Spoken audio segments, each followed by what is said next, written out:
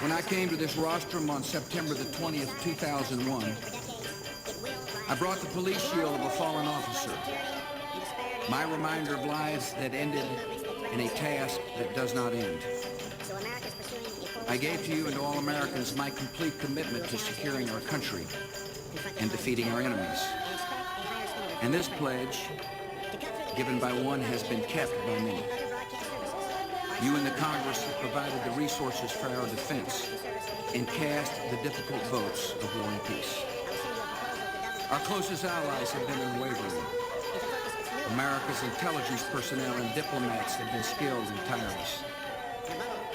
And the men and women of the American military, they have taken the hardest duty. We've seen their skill and their courage in armored charges, in midnight raids, and lonely hours on faithful watch. We have seen the joy when they return and felt the sorrow when one is lost. I've had the honor of meeting our servicemen and women at many posts, from the deck of a carrier in the Pacific to a mess hall in Baghdad. Many of our troops are listening tonight, and I want you and your families to know America is proud of you, and my administration and this Congress will give you the resources you need to fight and win the war on terror. I know that some people question if America is really in a war at all. They view terrorism more as a crime, a problem to be solved mainly with law enforcement and indictments. After the World Trade Center was first attacked in 1993, some of the guilty were indicted and tried and convicted and sent to prison. But the matter was not settled. The terrorists were still training and plotting in other nations and drawing up more ambitious plans. After the chaos and carnage of September the 11th, it is not enough to serve our enemies with legal papers. The terrorists and their supporters declared war on the United States, and war is what they got. Some in this chamber and in our country did not support the liberation of Iraq. Objections to war often come from principled motives. But let us be candid about the consequences of leaving Saddam Hussein in power. We're seeking all the facts.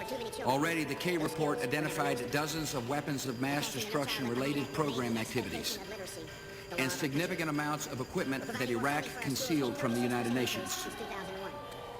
Had we failed to act, the dictator's weapons of mass destruction programs would continue to this day. Had we failed to act, Security Council resolutions on Iraq would have been revealed as empty threats, weakening the United Nations and encouraging defiance by dictators around the world. Iraq's torture chambers would still be filled with victims, terrified and innocent. The killing fields of Iraq, where hundreds of thousands of men and women and children vanished into the sands, would still be known only to the killers. For all who love freedom and peace, the world without Saddam Hussein's regime is a better and safer place. Some critics have said our duties in Iraq must be internationalized. This particular criticism is hard to explain to our partners in Britain, Australia, Japan, South Korea, the Philippines, Thailand, Italy, Spain, Poland, Denmark, Hungary, Bulgaria, Ukraine, Romania, the Netherlands, Norway, El Salvador, and the 17 other countries that have committed troops to Iraq. As we debate at home, we must never ignore the vital contributions of our international partners or dismiss their sacrifices. From the beginning, America has sought international support for our operations in Afghanistan and Iraq, and we have gained much support.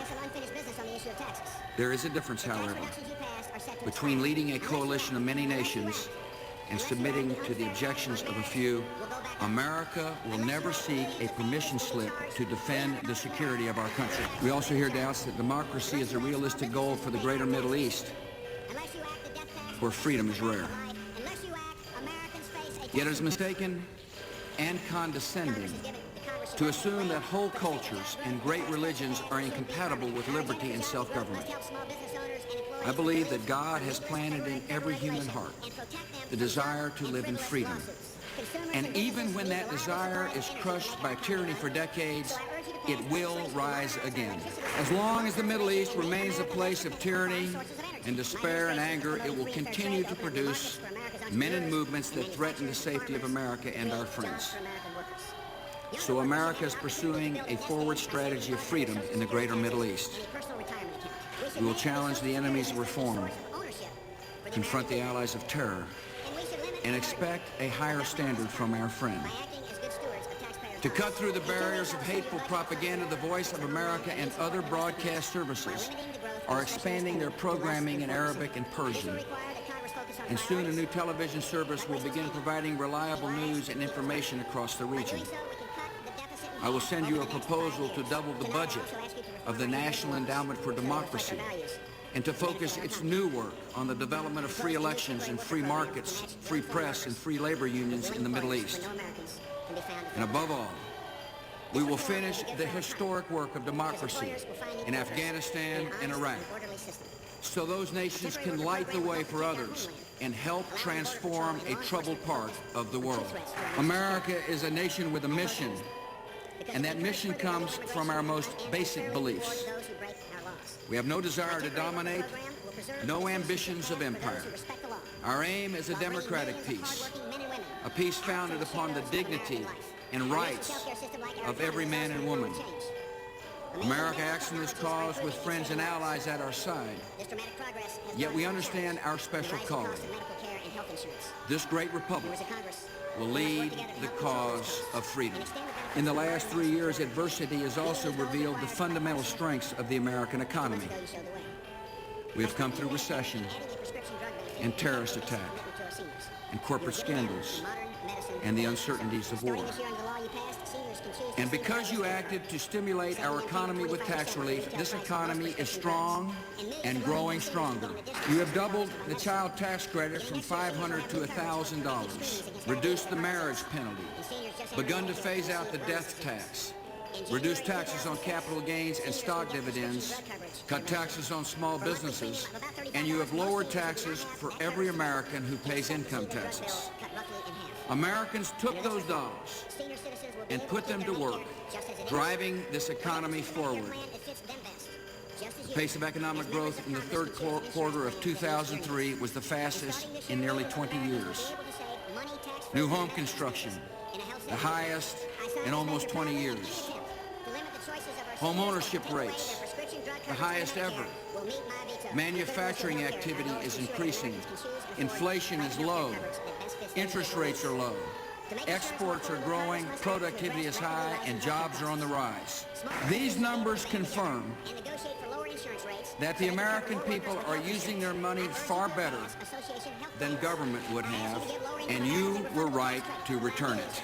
America's growing economy is also a changing economy. As technology transforms the way almost every job is done, America becomes more productive, and workers need new skills. Much of our job growth will be found in high-skilled fields like healthcare and biotechnology. So we must respond by helping more Americans gain the skills to find good jobs in our new economy.